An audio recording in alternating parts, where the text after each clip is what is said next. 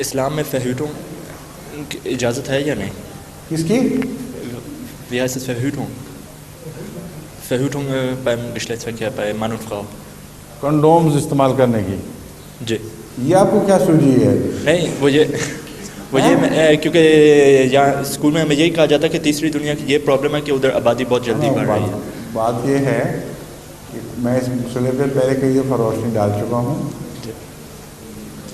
قرآن کریم نے birth control کو بحیثیت مجموعی منع نہیں فرمایا, جی لیکن ایک وجہ سے منع فرمایا ہے واضح طور پر, اور وہ ہے رزق کی کمی کا خطرہ.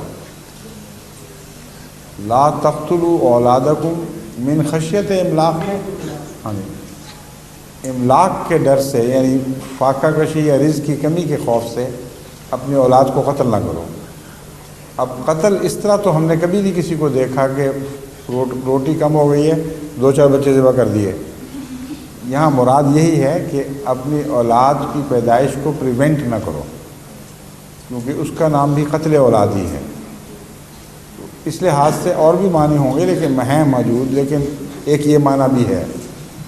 اس لیے اس غرض سے اجازت ہے. اس غرض سے اجازت نہیں ہے.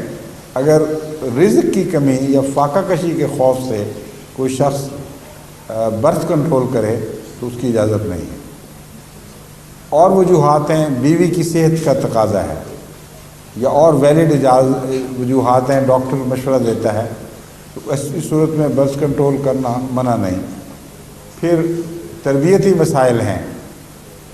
مثلا قرآن کریم نے جو عمر بیان فرمائی ہے ایک بچے کا حق ماں پر, وہ تقریباً 30 مہینے بنتا ہے, 2.5 سال. اس کا مطلب ہے کہ بچے آپس میں کم سے کم 2-2.5 سال کا فاصلہ ہو تو یہ مناسب ہے.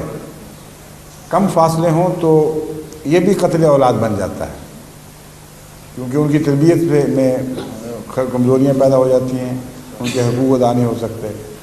تو بعض معقول وجوہات کی بنا پر جن کا شرعی جواز ہو, برتھ کنٹرول منع نہیں ہے. لیکن یہ جو آج کل کہتے ہیں نا کہ روٹی کم ہو جائے گی, یہ اس کو خدا تعالیٰ رد کرتا ہے, کیونکہ یہ خدا تعالیٰ کی تخلیقی پلان, اس کے نظام تخلیق پر حملہ ہے.